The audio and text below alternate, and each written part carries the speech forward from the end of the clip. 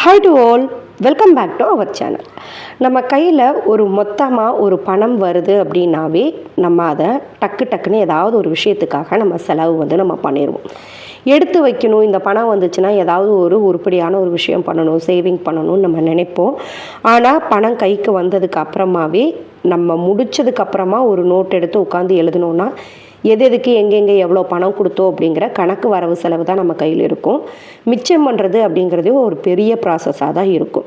So இதே மாதிரி தான் நம்ம வீட்டில் நடக்கக்கூடிய ஃபங்க்ஷன்ஸ் அண்ட் என்ன ஃபெஸ்டிவலாக இருந்தாலுமே ஒரு பணம் வருது நம்ம கையில் இருக்குது அப்படின்னா நம்ம செலவுகள் எல்லாம் பண்ணி முடிச்சுட்டு மீதி இருக்கிறத சேமிக்கலாம் அப்படின்னு நினைப்போம். ஸோ இதுக்கு ஆல்டர்னேட்டிவாக உங்கள் கையில் ஒரு பல்க் அமௌண்ட்டு கிடைக்குது அப்படின்னா அதை எப்படி கோல்டு சேவிங்ஸாக கன்வெர்ட் பண்ணலாம், ஸோ உங்களுடைய ஃப்யூச்சரில் ரொம்பவே சேஃபான ஒரு இன்வெஸ்ட்மெண்ட் பண்ணலாம் அப்படிங்கிற ஒரு சில விஷயங்களை தான் இந்த வீடியோவில் நான் உங்ககிட்ட ஷேர் பண்ணிக்க போகிறேன். நீங்கள் கோல்டு சேவ் பண்ணணும்னு நினைக்கிறீங்க, இல்லை உங்கள் கையில் ஒரு பல்க் அமௌண்ட் கிடைக்குது அப்படின்னா அதை எப்படியெல்லாம் நீங்கள் கோல்டாக கன்வெர்ட் பண்ணலாம் அப்படிங்கிறதுக்கு இந்த வீடியோ ரொம்ப ஹெல்ப்ஃபுல்லாக இருக்கும். ஸோ வீடியோவை ஸ்கிப் பண்ணாமல் என் வரைக்கும் பாருங்கள். இதில் எந்த டைப் உங்களுக்கு ரொம்பவே பிடிச்சிருக்கு அப்படின்னு மறக்காமல் கமெண்ட்ஸ்லையும் ஷேர் பண்ணிக்கோங்க. கோல்டு சேவிங்காக நம்ம எடுத்துருக்கக்கூடிய அமௌண்ட்டே பல்க் அமௌண்ட்டு தான். ஸோ உங்ககிட்ட என்ன மாதிரியான பல்க் அமௌண்ட் எல்லாம் வந்தால் நீங்கள் அதை கோல்டாக மாற்றலாம் அப்படிங்கிறத ஒரு விஷயமாக நான் சொல்லிடுறேன். ஃபர்ஸ்ட் விஷயம் பார்த்தீங்க அப்படின்னா, உங்கள் வீட்டில் யாராவது ப்ரெக்னெண்ட்டாக இருக்காங்க, உங்களுக்கு ஒரு குழந்தை பிறக்குது அப்படின்னா, நியூ பார்ன் பேபிஸ் எல்லாம் வர்றாங்க அப்படின்னா கண்டிப்பாக அவங்களுக்கான கையில் வச்சு கொடுக்கக்கூடிய தொகை அப்படிங்கிறது ஒன்று சேரும் இல்லையா. குழந்தைகளை பார்க்க வரவங்க யாரும் சும்மா வர மாட்டாங்க. ஒரு 100லேருந்து 1000 அப்படிங்கிற விதத்தில் ஒவ்வொருத்தரும் ஒரு மாதிரியான சின்ன தொகைகள் கொடுப்பாங்க. நம்ம அதை என்ன பண்ணுவோம் அப்படியே நம்ம ஹாஸ்பிட்டலையோ இல்லை வீட்லையோ வச்சுருக்கோம் அப்படின்னா அவங்க கொடுக்குற காசு அன்பளிப்பாக அப்படியே நம்ம வச்சுட்டு நம்ம ஏதாவது செலவுகள் தான் நம்ம பண்ணிடுவோம். அதுக்கு பதிலாக அது அந்த குழந்தைக்காக கொடுத்ததுன்னு சொல்லிட்டு அதை தனியாக அப்படியே எடுத்து வைங்க. ஃபஸ்ட்டு நீங்கள் அந்த குழந்தைக்கு ஏதாவது ஒரு ஜுவல் உங்ககிட்ட சேர்ற அமௌண்ட்டை பொறுத்து ஒரு நல்ல பல்க் அமௌண்ட்டு கிடைக்குது அப்படின்னா நீங்கள் கோல்டு பை பண்ணலாம். இல்லை ஒரு மினிமம் ஆஃப் பட்ஜெட்லேயே உங்களுக்கு கிடைச்சிருக்கு அப்படின்னா சில்வர் நீங்கள் வாங்கலாம். அந்த மாதிரி குழந்தைக்கு தேவையான சில ஜுவல்ஸ் நீங்கள் வாங்குறதுக்காக அந்த அமௌண்ட்டை நீங்கள் யூஸ் பண்ணிக்கலாம். இல்லை நம்ம வீட்டில் அப்படியே அந்த அமௌண்ட் வச்சுருக்கோம் அப்படின்னா அந்த அமௌண்ட் அப்படியே இருக்கும். அப்படி இல்லைன்னா நம்ம ஏதாவது செலவு நம்ம பண்ணிடுவோம். பட் நம்ம இந்த மாதிரி ஜுவல்லாம் நம்ம கன்வெர்ட் பண்ணணும் அப்படின்னா எப்போவுமே ஞாபகார்த்தமாக இருக்கும். ஸோ அவங்களுக்கு நம்ம பார்க்கும்போதெல்லாம் இந்த ஜுவல் பாப்பாவுக்கு வச்சு கொடுத்த காசில் நம்ம எடுத்தோம் அப்படிங்கிற மாதிரி இருக்கும். ரெண்டாவது நம்ம அவங்களுக்கு ஏதாவது ஒரு சின்ன சேவிங்ஸாவது நம்ம பண்ணியிருப்போம். மினிமம் நீங்கள் ஒரு 1/2 மில்லிலையோ இல்லைன்னா 1 கிராம்லேயோ எடுத்தீங்கன்னா கூட அந்த ஃப்யூச்சரில் அந்த குழந்தைக்கு ரொம்பவே சேஃபாக இருக்கும். அண்ட் செகண்டரி பார்த்தீங்க அப்படின்னா ஃபங்க்ஷன்ஸ் அமௌண்ட். நம்ம வீட்டில் கண்டிப்பாக ஏதாவது ஒரு சின்ன ஃபங்க்ஷன்ஸ் அப்படிங்கிறது நடக்கும். அதில் கிடைக்கக்கூடிய தொகைகளை அப்படியே தனியாக எடுத்து நீங்கள் வைங்க. ஃபார் எக்ஸாம்பிள் நீங்கள் ஒரு வீடு கன்ஸ்ட்ரக்ஷன் பண்ணியிருக்கீங்க அப்படின்னு வச்சுக்கலாம். அதுக்கு ஒரு கிரகப்பிரவேசம் வச்சுருக்கீங்க அப்படின்னா கண்டிப்பாக அதுக்கு கிஃப்ட்டு இல்லைன்னா கேஷ், இந்த ரெண்டில் ஏதாவது ஒரு விஷயம் உங்களுக்கு கிடைக்கும். ஸோ இந்த கிஃப்ட் கொடுக்குற ஐட்டம்ஸ் எல்லாமே எதுக்காக அப்படின்னா நம்மளுடைய ஞாபகார்த்தங்கள் இருக்கணும் அப்படிங்கிறதுக்காக தான் அவங்க கொடுக்குறாங்க. எப்போ ஷோகேஸில் வச்சுருந்தாலும் கிச்சன் ஐட்டம்ஸ் பார்த்தாலுமே அவங்க இந்த ஃபங்க்ஷனுக்காக இன்னார் எடுத்து கொடுத்தது அப்படிங்கிற மாதிரி ஒரு ஞாபகார்த்தம் இருக்கும். அதே மாதிரி உங்களுக்கு கேஷாக வரக்கூடிய அமௌண்ட்டை அப்படியே கொண்டு போய் நீங்கள் என்ன பண்ணலாம், கோல்டு சேவிங்ஸில் இன்வெஸ்ட்மெண்ட் நீங்கள் பண்ணலாம். ஸோ அது எப்போ பார்த்தாலுமே நம்மளுக்கு அது ஒரு ஞாபகம் இருக்கும். ஸோ இதில் ஒரு அரை பவுன் எடுத்துருக்காமல் ஓகே, இந்த அரை பவுன் நம்ம வீடு கட்டினதுக்கு வந்த முயப்படத்தில் நம்ம இதை செஞ்சுருக்கோம் அப்படிங்கிற மாதிரி இருக்கும். பின்னாடி ஃப்யூச்சரில் அதனுடைய வேல்யூ அப்படிங்கிறது இன்க்ரீஸ் ஆகும். நீங்கள் அந்த அமௌண்ட்டை வேறு ஏதாவது அந்த ஃபங்க்ஷனுக்காக கடன் வாங்கியிருக்கீங்க, இல்லை அப்படின்னா ரொட்டேஷனல் ஏதாவது பண்ணணும்னு நினச்சிருக்கீங்கன்னு நீங்கள் செலவு பண்ணிட்டீங்க அப்படின்னா ஒரே நாளில் பணம் காணாமல் போயிடும். ஸோ அதை தனியாக செப்பரேட் பண்ணி எடுத்து வைங்க. அண்ட் மூணாவது பார்த்தீங்க அப்படின்னா நம்மளுடைய லைஃப்பில் நடக்கக்கூடிய ஒரு ஸ்பெஷல் டேஸ், நம்மளுடைய வெட்டிங் அனிவர்சரியாக இருக்கட்டும், இல்லை நம்மளுடைய பர்த்டே, நம்மளுடைய ஹஸ்பண்டுடைய பர்த்டே, இந்த மாதிரி விஷயங்கள் எல்லாமே வரும் இல்லையா. ஸோ அதுக்கு நம்ம வீட்டில் இருக்கக்கூடிய பெரியவங்க எல்லாருமே ப்ளஸ் பண்ணி கிஃப்ட் அமௌண்ட்டாவோ இல்லை அப்படின்னா கிஃப்டாவோ கொடுப்பாங்க. மேக்ஸிமம் பெரியவங்க அப்படிங்கிறவங்க நம்மளுடைய கிட்டுக்காக இருக்கட்டும் நம்மளுக்காக இருக்கட்டும் ப்ளஸ் பண்ணி அமௌண்ட் கொடுப்பாங்க. ஸோ நான் ஒரு 500ல் நான் எவ்வளோ சேவ் பண்ணிட போகிறேன், ஒரு 1000ல் நான் எவ்வளோ சேவ் பண்ணிட போகிறேன் அப்படிங்கிற மாதிரி தோணும். அதுக்கு அந்த டேக்கு நான் ஏதாவது ஸ்பெண்ட் பண்ணினேன் அப்படின்னா அந்த டே எனக்கு ஹாப்பியாக இருக்குமே அப்படின்னு சொல்லிட்டு ஸோ சிறு துளி பெருவெல்லம் அப்படின்னு சொல்லுவாங்க. ஸோ இப்போ நீங்கள் 1 இயருக்கு கண்டிப்பாக ஒரு வெட்டிங் அனிவர்சரி வரும். நீங்கள் ஒரு கிட் நீங்கள் 2 பேர் ஹஸ்பண்ட் அண்ட் ஒய்ஃப் இருக்கீங்க அப்படின்னா ஒரு 3 பர்த்டே வரும். ஸோ ஒரு 1500 இருந்தால் கூட நீங்கள் அதை வெள்ளி ஒரு காயினாக நீங்கள் எடுக்கலாம். இல்லை அப்படின்னா அது கூட நீங்கள் ஒரு மாதமுமே சில சிறு தொகைகள் சேமித்து அது கூட சேர்த்து போட்டு 1 கிராம் அளவுக்கு என்ன பண்ணலாம், கோல்டு நீங்கள் எடுக்கலாம். ஸோ இந்த மாதிரி உங்களுடைய ஸ்பெஷல் டேஸை இன்னும் மோர் ஸ்பெஷல் ஆக்கிறதுக்கு அந்த அமௌண்ட்டை தனியாக எடுத்து வைங்க. ஆஸ் யூஷுவல் உங்களுடைய பட்ஜெட்டில் எப்படி அந்த ஸ்பெஷல் டேஸ்க்குன்னு சொல்லிட்டு ட்ரெஸ் வாங்குறதா இருக்கட்டும், அவுட்டிங்காக இருக்கட்டும், இந்த மாதிரி விஷயங்கள்லாம் பிளான் பண்ணியிருப்பீங்க. அதை உங்களுடைய சேலரி அமௌண்ட்டில் கரெக்டாக வந்து மெயின்டைன் வந்து பண்ணிக்கோங்க. கிஃப்ட் வரக்கூடிய அமௌண்ட்டை மட்டும் இந்த மாதிரி சேவிங்ஸ்க்காக வந்து மாற்றிக்கோங்க. அண்ட் ரொம்ப ரொம்ப முக்கியம் என்ன அப்படின்னு பார்த்தீங்க அப்படின்னா, பழங்காலத்திலிருந்து நம்ம ஃபாலோ பண்ணிட்டு வரக்கூடிய ஒரு விஷயம் செய்முறை. செய்முறையில் தங்க இல்லாமல் இருந்ததே இல்லை. ஒரு குழந்தை பிறக்கிறதா இருக்கட்டும், ஒரு தாய்மாமா சீர் செய்கிறதா இருக்கட்டும், அம்மா அங்கே வீட்டில் குழந்தைக்கு 6 மாதம் 3 மாதத்தில் வெள்ளி அருணாக்குடி இதெல்லாம் போடுற விஷயங்களாக இருக்கட்டும், மொட்டை அடிக்கிறது, காது குத்து, கெடா வெட்டு அப்படின்னு சொல்லிட்டு, கல்யாணம்னு சொல்லிட்டு எல்லாத்துக்குமே செய்முறையில் ஆரம்பத்திலிருந்தே தங்கம் அப்படிங்கிறது ரொம்ப ரொம்ப முக்கியமாக வந்து இருக்குது. ஸோ நிறைய பேருக்கு இந்த செய்முறைகளில் சில விதமான சங்கட்டமான காரியங்களும் இருக்குது. அது எப்படி அப்படின்னா, அவங்க வந்து நம்ம ஒரு 10 வருஷத்துக்கு முன்னாடி இல்லை 5 வருஷத்துக்கு முன்னாடி வந்து தங்கம் வந்து ஒரு கம்மியான ரேட்டில் வந்து வாங்கி வந்து வச்சுருப்பாங்க.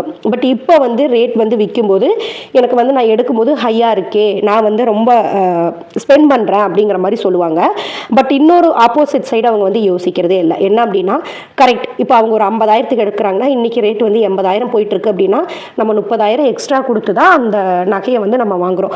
ஆனால் அவங்க எடுத்து கொடுத்த நகையோ அதே அளவுக்கு தானே நம்மளுக்கு வேல்யூ வந்து ஏறி இருக்கு. பட் அந்த சைடு வந்து நம்ம யோசிக்கிறதே இல்லை. இதெல்லாம் அந்த காலத்தில் செஞ்சதுக்கான காரணமே பின்னாடி ஏதாவது ஒரு விஷயத்துக்கு இந்த மாதிரி சேவ் ஆகும் அப்படிங்கிற ஒரு விஷயம்தான். ஸோ நீங்கள் வந்து உங்களுக்கு யாராவது ஜுவல் வச்சுருக்காங்க அப்படின்னா நீங்கள் ஜுவல்லாக வந்து வைங்க, இல்லை அவங்க கேஷாக வச்சுருக்காங்கன்னா நீங்கள் கேஷாக வந்து வைங்க. ஸோ ஒருவேளை உங்களுக்கு வந்து அந்த செய்முறை வரக்கூடிய விஷயங்கள் ஜுவல் வந்துச்சுன்னா நீங்கள் அப்படியே எடுத்து பத்திரப்படுத்தி வைக்க போகிறீங்க. ஸோ ஓகே, அதுக்கப்புறம் கேஷாக வரக்கூடிய அமௌண்ட்டை நீங்கள் வந்து சேவிங்ஸாக, அதாவது கோல்டு சேவிங்ஸாக கன்வெர்ட் வந்து பண்ணிக்கோங்க. இப்போ நீங்கள் ஒரு ஃபங்க்ஷன் வைக்கிறீங்கன்னு வச்சுக்கோங்க, ஒரு பர்த்டேவோ இல்லைன்னா ஒரு காது குத்தோ வைக்கிறீங்க அப்படின்னா ஒரு 30,000 உங்ககிட்ட வந்து வசூல் ஆயிருக்கு அப்படின்னா அந்த 30,000 அப்படியே கையில் வச்சிருக்காம உடனே கொண்டு போய் ஒரு நகையாக வந்து மேக் வந்து நீங்கள் வந்து பண்ணிக்கோங்க. ஸோ அந்த டே எப்போவுமே இருக்கிற மாதிரி தான், அந்த டேக்கு ஒரு நல்ல ஞாபகார்த்தமாகவும் இருக்கும், ஜுவல் வந்து சேவ் பண்ண மாதிரியும் இருக்கும். ஆனால் அதுக்கு அடுத்தது மிகப்பெரிய ஒரு பல்க் அமௌண்ட் வந்து கிடைக்குது அப்படின்னா அந்த பல்க் அமௌண்ட்டை நம்ம எப்படியெல்லாம் சேவ் பண்ணலாம் அப்படிங்கிறதுக்கு தான் இந்த கோல்டு சேவிங்ஸ் வந்து ரொம்ப ரொம்ப முக்கியமானது. ஒன்று வந்து பார்த்தீங்க அப்படின்னா, இந்த தீபாவளி சமயமெல்லாம் போயிட்டு இருக்கனால கண்டிப்பாக நம்மளுக்கு வந்து போனஸ் அப்படிங்கிறது வந்து நம்மளுக்கு கிடைக்கும். ஸோ ஒரு மினிமம் 10K இருந்து போனஸ் அப்படிங்கிறத ஸ்டார்ட் பண்ணால் கூட இந்த 10,000க்கு 1 கிராம் இன்னைக்கு வந்து நம்ம வாங்க முடியும். ஸோ அந்த அளவுக்கு நீங்கள் வந்து வாங்கலாம். ஸோ ஒரு வருஷமுமே தீபாவளிக்கு 1 கிராம் அப்படிங்கிற மாதிரி நீங்கள் வாங்கினீங்க அப்படின்னா அது ஒரு சின்ன சேமிப்பாக வந்து உங்களுக்கு வந்து இருக்கும். ஸோ இதை வந்து நீங்கள் வந்து ப்ராக்டிஸ் வந்து நீங்கள் பண்ணலாம். இதுவே போனஸ் அமௌண்ட் பல்காக வந்து போகுது அப்படின்னா ஒரு 30,000 இல்லை 50,000 வாங்குறீங்க அப்படின்னா ஒரு பார்ட் பேமெண்ட்லையாவது வாங்கலாம். நீங்கள் பார்ட் பேமெண்ட் வந்து ஃபங்க்ஷனுக்காக யூஸ் பண்ணால் கூட பார்ட் பேமெண்ட்டை கோல்டு ஜுவல்காக வந்து நீங்கள் வந்து வாங்கலாம். அண்ட் ரெண்டாவது வந்து பார்த்தீங்க அப்படின்னா, நம்ம யாருக்காவது கடன் வந்து கொடுத்துருப்போம், அந்த கடன் நம்மளுக்கு வந்து திருப்பி கிடைக்குதுன்னு வச்சுக்கோங்க. இப்போ நம்மளுடைய ரிலேட்டிவ்ஸில் இல்லை சிப்ளிங்ஸில் யாருக்காவது ஒரு 30,000 கடன் கொடுத்துருக்கோம் அப்படின்னா அந்த 30,000 நம்மளுக்கு திருப்பி கிடைக்கும். கிடைச்ச உடனே எப்படா நம்மளுக்கு அந்த பணம் கிடைக்கும் அப்படிங்கும்போது அந்த பணம் நம்மளுக்கு வருது அப்படின்னாவே அதுக்கான செலவும் நம்மளுக்கு கூடயே வரும். ஸோ அந்த செலவை நம்ம பண்ணுறதை விட இந்த பணம் நம்ம கையில் இல்லை அப்படிங்கிற மாதிரி நினச்சிட்டு நீங்கள் அந்த பணத்துக்கு திருப்பி வரும்போதே ஒரு ஜுவல்லாக நீங்கள் வந்து கோல்டு காயினாவோ இல்லைன்னா ஜுவல்லாவோ நீங்கள் வந்து வாங்கிக்கோங்க. இல்லை கையில் வச்சுருக்கீங்க அப்படின்னா ரொட்டேஷனல் வந்து பண்ணிகிட்டே இருக்கிற மாதிரி வந்து இருக்கும். ஸோ உங்களுக்கு கடன் திரும்பி வருது அப்படின்னா அந்த தொகையை நீங்கள் வந்து கோல்டு சேவிங்ஸாக வந்து மாற்றிக்கலாம். ஆனால் அதுக்கப்புறம் உங்களுடைய சேலரியில் கிடைக்கக்கூடிய இன்க்ரிமெண்ட், ஒரு வருஷமுமே நம்மளுக்கு சேலரியில் இன்க்ரிமெண்ட் கிடைக்குது அப்படின்னா அந்த 10% to 30% வரைக்கும் கிடைக்குதுன்னு வச்சுக்கோங்க ஒரு எக்ஸாம்பிளுக்கு. அந்த அமௌண்ட்டையும் நம்ம என்ன பண்ணுவோம், ஃபர்ஸ்ட்டே நம்ம வந்து ஒரு 25,000க்கு நம்ம சேலரி வாங்கிட்டு இருக்கோம் அப்படின்னா அந்த 25,000த்தில் நம்ம ஃபேமிலியை ரன் பண்ணிட்டு இருப்போம். இப்போது ஒரு 30,000 வந்துருச்சு அப்படின்னா அந்த 5,000 நம்ம சேவிங்ஸ்க்காக நம்ம கொண்டு போகவே மாட்டோம். அந்த 30,000த்துக்குமான ஒரு தேவையை நம்ம வந்து உருவாக்கிடுவோம். ஸோ ஓகே, இன்க்ரிமெண்ட் தான் வந்துருச்சுல்ல, ஒரு 2 வீலர் வந்து எடுத்துடலாம், ஒரு இன்க்ரிமெண்ட் வந்துருச்சுல்ல, நம்ம வேறு ஏதாவது ஒரு விஷயம் வந்து பண்ணலாம் அப்படிங்கிற மாதிரி அதுக்கான செலவை நம்ம கரெக்டாக வந்து கொண்டு போவோம். அந்த மிஸ்டேக்ஸ் அவாய்ட் பண்ணிவிட்டு இன்க்ரிமெண்ட் அமௌண்ட்டை இல்லை அப்படின்னு நினச்சிட்டு எப்பவும் போல் 25,000த்தில் ஃபேமிலியை வந்து ரன் பண்ணுங்கள். ஸோ 5,000 அந்த இன்க்ரிமெண்ட் அமௌண்ட்டை தனியாக வந்து கோல்டுக்காக நீங்கள் எடுத்து வைக்கலாம். அண்ட் வந்து நெக்ஸ்ட் வந்து பார்த்தீங்க அப்படின்னா சேவிங்ஸ் ரிட்டர்ன். நீங்கள் ஏதாவது ஒரு சேவிங் அமௌண்ட் வந்து பண்ணியிருக்கீங்கன்னு வச்சுக்கோங்க, அந்த சேவிங்ஸ்லேருந்து உங்களுக்கு ஒரு ரிட்டர்ன் வந்து கிடச்சிருக்கும் இல்லையா. ஃபார் எக்ஸாம்பிள் ஒரு ஆர்டி வந்து நீங்கள் போட்டிருக்கீங்க அப்படின்னு வச்சுக்கலாம், ஒரு வருஷம் நீங்கள் போட்டுட்டீங்க. ஸோ அந்த ஆர்டிக்கான ஒரு ரிட்டர்ன் அமௌண்ட் வந்து உங்களுக்கு கிடச்சிருக்கு, ஒரு 7% கிடச்சிருக்கு அப்படின்னா அந்த 7% ஆஃப் அமௌண்ட்டை நீங்கள் என்ன பண்ணுங்கள், கோல்டாக வந்து கன்வெர்ட் பண்ணிக்கோங்க. இந்த ஆர்டி என்ன பண்ணுங்கள், எஃப்டியாக மாற்றிடுங்க, ஃபிக்ஸட் டெபாசிட்டாக மாற்றிடுங்க. அண்ட் மறுபடியும் இந்த இயர் நீங்கள் என்ன பண்ணுவீங்க, ஆர்டி போடுவீங்க. ஸோ உங்களுக்கு ஒரு 3 சேவிங்ஸ் வந்து உங்களுக்கு கிடச்சிரும். ஸோ ஒரு மாதமுமே ஆர்டி வந்து போட்டுட்ருக்கீங்க, ஒரு 5,000 ஆர்டி போடுறீங்க அப்படின்னு வச்சுக்கலாம். ஸோ ஆர்டி வந்து போட்டிருக்கீங்க 1 இயருக்கு, அது ஒரு பல்க் அமௌண்ட் வந்து சேர்த்துருக்கும். இந்த பல்க் அமௌண்ட் என்ன பண்ணுறீங்க, இன்ட்ரெஸ்ட் தனியாகவும் அசல் தனியாகவும் பிரின்சிபல் தனியாகவும் பிரிச்சுருங்க. ஸோ இந்த 5,000 சேர்த்திட்டு வந்த 12 மாதம் மொத்த தொகையையும் எஃப்டியாக நெக்ஸ்ட் இயருக்கு வந்து போட்டுருங்க. ஸோ அடுத்து அதுக்கு கிடச்சிருக்கக்கூடிய வட்டியை கோல்டில் இன்வெஸ்ட்மெண்ட் வந்து பண்ணிடுங்க. மீதி இருக்கக்கூடிய எப்பவும் போல் நெக்ஸ்ட் இயருக்கு வந்து ஆர்டி மறுபடியும் 5000 வந்து போட்டுகிட்டே வாங்க. ஸோ இப்போ இந்த எஃப்டிக்கும் உங்களுக்கு ஒரு இன்ட்ரெஸ்ட் கிடைக்கும். உங்களுடைய ஜுவல்லை வந்து கோல்டு வந்து நீங்கள் சேவ் பண்ணியிருக்கும் போது அதுலேயுமே உங்களுக்கு ரிட்டர்ன்ஸ் அப்படிங்கிற ஒரு விஷயம் வந்து உங்களுக்கு கிடைக்கும். சேவிங்ஸ் பண்ணுறது எந்த அளவுக்கு இம்பார்ட்டனோ அதே அளவுக்கு இம்பார்ட்டன்ட் அந்த சேவ் பண்ண அமௌண்ட்டை இன்வெஸ்ட்மெண்ட் வந்து பண்ணுறது. ஸோ இன்வெஸ்ட்மெண்ட் நீங்கள் பண்ணினீங்க அப்படின்னா தான் உங்களுடைய வெல்த் அப்படிங்கிற ஒரு விஷயம் வந்து கிரியேட் ஆகும். அதுதான் இந்த விஷயம். நீங்கள் இந்த ஆர்டியை எடுத்துகிட்டு அப்படியே செலவு பண்ணுறீங்க, இல்லை இந்த ஆர்டி அப்படியே வச்சுருக்கீங்க, மறுபடியும் போடுறீங்கன்னா உங்களுக்கு திரும்ப அந்த 7% ஆஃப் இன்ட்ரெஸ்ட் தான் உங்களுக்கு வந்து கிடச்சிட்டே இருக்கும். உங்களுடைய பணம் அப்படிங்கிற ஒரு விஷயம் வந்து பெருகாது. ஸோ பணம் சேமிக்கிறது நீங்கள் பண்ணுறீங்க, ஒரு 500 ரூபாய் பண்ணுறீங்கனாலும் அந்த 500 ரூபாயை எப்படி 600 ரூபாயாக மாற்றுறது அப்படிங்கிறது உங்களுக்கு தெரிஞ்சிருக்கணும். ஆனால் அடுத்தது வந்து பார்த்தீங்க அப்படின்னா மந்த்லி பட்ஜெட்டில் மினிமம் உங்களுடைய மந்த்லி பட்ஜெட்டில் 500 ரூபாயாவது கோல்டுக்காக சேவ் பண்ணுறதுக்கு தனியாக வந்து எடுத்து வைங்க. நம்ம சேலரி வந்ததுமே ஒரு விஷயம் நம்ம பண்ணுவோம் இல்லையா, உண்டியெல்லாம் பணம் சேர்த்துப்போம், இல்லைன்னா எஃப்டி ஆர்டி வந்து நம்ம போடுவோம், குழந்தைகளுக்கு SSY போடுவோம், போஸ்ட் ஆஃபீஸ் ஸ்கீம் போடுவோம், இந்த மாதிரி என்ன வேணாலும் சேவிங்ஸ் வந்து பண்ணுங்கள். ஆனால் மினிமம் ஒரு 500 ரூபாயாவது கோல்டுக்காகன்னு சொல்லி தனியாக செப்பரேட்டாக எடுத்து வந்து வைங்க. இல்லை கோல்டு சிட்டில் மாதம் ஒரு 1000 ரூபா கட்டுற மாதிரி வந்து சேர்ந்துக்கோங்க. ஸோ பக்கத்தில் இருக்கக்கூடிய கடைகளில் நீங்கள் சேர்ந்துக்கிட்டீங்க அப்படின்னா அது ஒரு வருஷத்துக்கு ஒரு 12,000 ஆகும். ஸோ இதுலேயே நீங்கள் என்ன பண்ணலாம், இப்போ இருக்கிற ரேட்டுக்கு 1 கிராம் வரைக்கும் நீங்கள் வந்து எடுக்கலாம். வருஷத்துக்கு 1 கிராம் அப்படின்னு நினச்சிங்கன்னா கூட 10 வருஷத்துக்கு அப்படின்னு போடும்போது ஒரு 10 கிராம் வந்து ஆட்டோமேட்டிக்காக உங்களுக்கு வந்து அதில் சேர்ந்துருக்கும். ஸோ மந்த்லி பட்ஜெட்டில் தனியாக ஒரு ஃபிக்ஸட் அமௌண்ட்டை வந்து ஒதுக்குங்க. அண்ட் அதுக்கடுத்தது வந்து பார்த்தீங்க அப்படின்னா நம்மளுடைய காஸ்ட்லி ஐட்டம்ஸ், நம்மளுடைய பணம் அதிகமாக போகக்கூடிய ஒரு இடம் அப்படின்னு சொன்னால் இந்த இடத்துல தான் அதிகமாக வந்து போகும். ஸோ நம்ம வந்து தேவையே இல்லாத விஷயங்களுக்கு, இப்போ ஒரு எக்ஸாம்பிளுக்கு சொல்லணும் அப்படின்னா குழந்தைங்களுக்கு நிறைய வெரைட்டி ஆஃப் ட்ரெஸ்ஸஸ் இருக்குது. ஆனால் நம்ம என்ன பண்ணுவோம், போன உடனே நல்ல பாக்ஸ் ஐட்டமாக நல்ல காஸ்ட்லியான ஐட்டம்ஸாக பார்க்கணும்னு நினைப்போம். ஸோ அது 1 இயர் 2 இயர்ஸில் மேக்ஸிமம் வந்து போயிடும். ரொம்ப கிராண்ட் ட்ரெஸ் எல்லாம் வாங்கணும் அப்படின்னா ஏதாவது ஒரு ஸ்பெஷல் அக்கேஷன்ஸ்க்கு மட்டும்தான் போட முடியும், மற்றபடிக்கு அது பீரோவில் அப்படியே ஸ்டோர் ஆகிருக்கும். அது வந்து வேஸ்ட் ஆஃப் மணி தான். நம்மளுக்கு ஆசைகள் விருப்பம் குழந்தைகளை பார்க்கணும் அப்படிங்கிற விருப்பங்கள் எல்லாமே இருக்கும்.